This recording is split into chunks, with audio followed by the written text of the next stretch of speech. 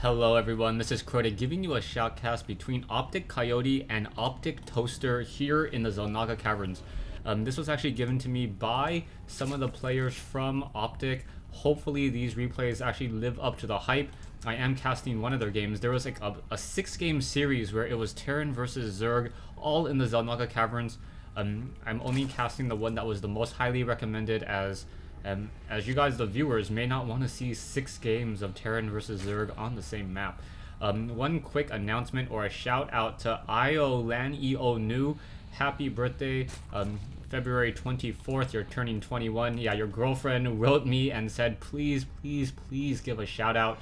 So, yeah, decided to do that for you and for her. Always like to see girlfriends or significant others and their boyfriend both enjoying StarCraft 2. So we now have a drone making its way out to the north side, and we'll be doing some scouting. Taking a look, we also have a low ground supply depot. We may be getting a barracks here as well, which will prevent the drone from being able to scout out or do any or figure out what exactly Optic Toaster is going for. The SCV now battling out against that drone. One of the things now is that the SCV may actually lose out in this fight, and oh yeah, there it goes, the drone able to pull away, and this one SCV has to return home because of the natural regeneration on that drone. That drone now has 6 hit points and now will win out on a 1v1 fight. Before, in StarCraft Brood War, the SCVs had 60 hit points, so you pretty much were guaranteed that the SCV would win out. But because of the natural regeneration, the drone can actually perhaps take down an SCV as well. As this drone just wanders around back and forth, it looks like it is down to 8 hit points. Will be able to run away. Natural regeneration for the win. As that drone now runs away, it will take 3 hits in order to get taken down. That SCV getting caught up on that Vespene Geyser, and the drone just still wandering around once again. No, the drone did take a little bit of damage, and it looks like that drone just wandering around the map trying to do more scouting will not be able to get up that ramp. Oh, the supply depot is lowered, so that's going to be a problem. Is he going to go inside? No, not going to go inside, as that drone turns around the corner once again and then pulls away. That Marine now on its way out. We do have a second barracks now being trained up as well. As that drone now tries to run away, will the Marine be able to shoot it down? That is going to be the key question. The supply or a reactor now being built down over here. Is the supply depot going to go up in time? No, it is not. Oh, it does go up in time. There you go. And now that drone, nowhere really to run, and may get down to 4 hit points. No, the Marine unable to catch up. A second barracks is in play, and now we are going into double gas. Optic Toaster may be trying to go for mass reapers. Actually, no, I'm not quite sure what he's going for, as he's getting a lot of gas and he doesn't have a tech lab or a factory yet. Zerglings now making their way across the map, perhaps to try to deal some damage here. We now see a factory being placed down, and this may be a swap, a reactor swap at some point, but it doesn't really make sense why Optic Toaster would have so many refineries. He's currently mining with 4 SCVs instead of the 6, so he is not mining at max efficiency. Back in the base of Optic Coyote, Coyote getting up that natural expansion here. He is getting that metabolic boost and is no longer mining any gas off of that extractor. So without mining any gas from that extractor, it looks like he's trying to go more of a Zergling style of play instead of roaches or banelings. Back here, the destructible rocks are now getting pecked apart here. We now also have some Reapers being trained, so it is 1 Reaper with Nitro packs. So Optic Toaster definitely going for Reapers with Nitro packs. This is something I have not seen in quite some time. Perhaps Reapers with Nitro packs will still be useful. I know Reapers have fallen out of standard play pretty recently, as we now have that factory going to grab that reactor, start double training Hellions. And you can see Optic Toaster still mining off of 4, using 4 SCVs on gas. I think you actually have a little bit higher rate of return if you double stack it. No, it doesn't look like there is actually much delay for those SCVs at all. I saw a chart somewhere saying that if 2 SCVs, or if you split between 2 SCVs on each, you actually mine a little bit faster. I'm not quite sure about that, as we now see Reapers, Hellions, and Marines making their way out across the map. The Hellions are going to be able to deal a lot of damage towards those Zerglings. There is no Roach Warren, and Optic Coyote already making a sad face as he knows the amount of damage Hellions and Reapers can deal against those Zerglings. Zerglings do have that metabolic boost now, and now trying to go after some of those drones. In comes a Reaper, but that Reaper a little bit overexposed. Now going after some of those other units. That Reaper does get taken down, and now the Marine's going to come back in as well. 1 Reaper now coming in as well. Hellions, that Reaper needs to pull back. It does not have that much hit points, and now pulling away once again. Hellions doing a great job microing back and forth. The Hellions now going after some of those Zerglings and able to pick apart many of those units. and now we have a very large army from Optic Toaster early in the game. Hellions, Marines, trying to deal more damage. Those Hellions and that Reaper able to pick off and deal even more damage across multiple units. Zerglings now trying to come in along that backside, going after the drones, and now many of those Marines are simply falling down as those Reapers and Hellions running straight into the base, now trying to get more damage over here. Those Zerglings have finished off the Marines and now trying to move back around, trying to use the high mobility of those Hellions and those Reapers, and now this attack force will pretty much get cleaned up. Taking a look at the Harvester count, 24 SCVs versus 22 drones, and now we also have 4 Reapers being trained as well. So the Reapers on the low ground, picking off many of those Zerglings. The Hellions now coming in as well, getting a lot of damage across the board. Those Reapers now need to be careful of those Queens. The Queens now getting some more damage over here, now trying to come back on this side, getting more damage, cleaning up many more of those Zerglings, and now going after that Queen. That Queen is a little bit in trouble right now, as those Zerglings, or those Reapers should just turn around. They could have just one-shotted each of those, or 4 Reapers can one-shot 2 Zerglings if the AI is smart enough.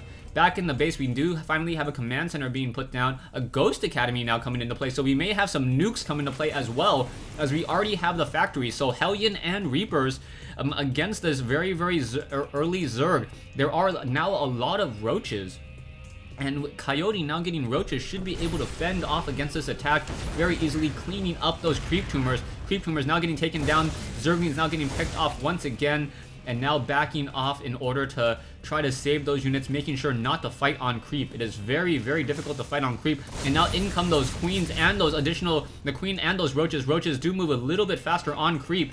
No movement speed upgrade just quite yet. We are not at tier 2 for Zerg, so Zerg is not going to be able to do anything about it. The Overlord now in the air, and now going into more Tech Lab reactor factory swaps. So I'm now training up some Marines and some siege tanks. No siege tech just quite yet, and now a Ghost, and now also going into more barracks now. So Toaster now completely changing up his strategy just by changing the reactors and the add-ons. So we're going to see Ghost, Siege Tanks, SCVs now coming over in order to try to do some repairing onto some... No, not going to do any repairing at all, just building up a command center and trying to get some additional gas as well. The command center already lifting off, will be able to land here in just a moment. Mass Roaches coming in from Coyote. 15 Roaches at this stage in the game, and I don't see much that can really counter those Roaches right now. Siege Tanks do not have Siege Tech. The Ghost doesn't have that much energy for that sniper round, so will not be able to get maximum damage onto those units at all. We now also see additional gas being mined out by Toaster. Does Toaster have 3 SCVs here? Yes, he does. Now transferring some SCVs over, and also getting another reactor and another tech lab, so it's going to be 4 racks with a barracks. Does have an armory, and also has the Ghost Academy, so the armory may be trying to train up Thors. The Thor wouldn't make too much sense to me, just weapons upgrade. Yeah, so weapons upgrade on those siege tanks, dealing a significant damage against any of those units, but no siege tech yet. So siege tanks without siege tech, those siege tanks just going to be battling the old-fashioned way in tank mode in order to try to disrupt and slow down those Roaches. Back into the base of Optic Coyote. Coyote now going in, or now at tier 2. I do not see movement speed research, but we now still see more Roaches. So this may be Roach Hydra play coming in from Optic Coyote. Hellions now quickly making their way out, quickly taking down that Zergling, and now moving across the field once again. Another Zergling activating this Xel'Naga Watchtower. Gonna get taken down once again before that Zergling is able to get any damage. And now trying to move out into the center of the field, cleaning up some of those creep tumors as they are trying to be laid down. There is one Marauder as well, and now cleaning up even more creep tumors. But enough creep tumors at least for Optic Coyote to know or have a good idea of where Toaster is at this stage in the game. Marauders do not have concussive shell, and now we are finally getting into that siege tech. Siege tech does research relatively quickly, only 80 seconds. And so these 2 or 3 siege tanks should be able to deal significant damage as more Marauders and Ghosts still joining in on the rest of this fight. I do not... And the nuclear silo is not armed right now, so there will not be any nukes. Perhaps those Ghosts, and the Ghosts there just simply for sniper rounds, perhaps to try to stop any Banelings, as it only takes 1 sniper round to take down a Baneling. You can use sniper rounds on Roaches as well, but when Optic Coyote has this many Roaches, it may not matter. And finally, we are getting a nuke. So the nuke is now being researched, or now being armed. We now have the Terran vehicle upgrades as well as the Hellions on the move once again, and now Reapers moving out. Siege tanks may try to siege up in just a moment. perhaps going to siege down here and then play a game of chicken with that rain. The Roaches backing off at this time, don't want to engage. 3 siege tanks here, going to clean up the rest of those creep tumors. SCV is also coming out to clean up or perhaps try to repair some of those units, as well as the Reapers clean up the rest of these creep tumors. And now in come the Roaches. Roaches now battling it out over here. And forgot about the 3 siege tanks in the back. And those 1 siege tank able to get off 6 easy kills there. There is a hatchery now down over here, so perhaps the Hellions could make their way over, as the siege tanks are now going to stair-step their way forward. So Optic Toaster with a very large army, 3550 versus 2100. And running off of 2 bases income-wise, we still have the Optic Coyote with a very, very larger economy, with a very much larger economy than Optic Toaster. So for some reason, Toaster is not getting the number of SCVs that he needs. He does have the larger army at this time, and now in comes a nuke. That nuke may miss a majority of those units, and now in come the Roaches, and now the Roaches going after the units over here. This can be very, very bad, as the siege tanks are not going to be able to battle at all, and Optic Coyote completely catching Optic Toaster out of position on this fight, and I believe the siege tanks will be able to clean up the rest of this army. Production-wise, we are getting the tunneling claws and the carapace upgrades, but I do not think the queens are going to be able to finish off this fight as much, and there's the GG.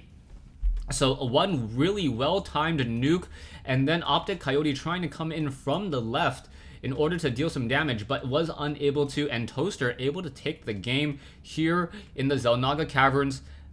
Yeah, just really, really nice play. Optic Toaster using this Tech Lab swap and the Reactor swap to go from early Hellions and Reapers, and then transitioning into siege tanks and a mass siege tanks. And those mass siege tanks, what, 4 to 5 siege tanks, able to clean up multiple Roaches there. Optic Coyote could have gotten another queen down at this location, tried to spawn more larvae, and perhaps produce more units. You can see that he has a lot of larvae, and he could have trained up a lot more Zerglings, or perhaps some Roaches as well, to try to catch these units off guard. Tunneling Claws was being researched in addition to Burrow, but just a little bit late. I think if Optic Toaster failed in his attack, Coyote would have been in a very dominant position, as his economy is so much, or was so much stronger. Many of those drones now being transferred back over to here, so that is the reason why it didn't feel that strong. But you have to remember, Coyote has 47 harvesters compared to 31, and also has his 3rd base set up. Thanks for watching, thanks for listening. I hope you guys enjoyed this 1v1 replay between Coyote and Toaster here in the Xel'Naga Caverns.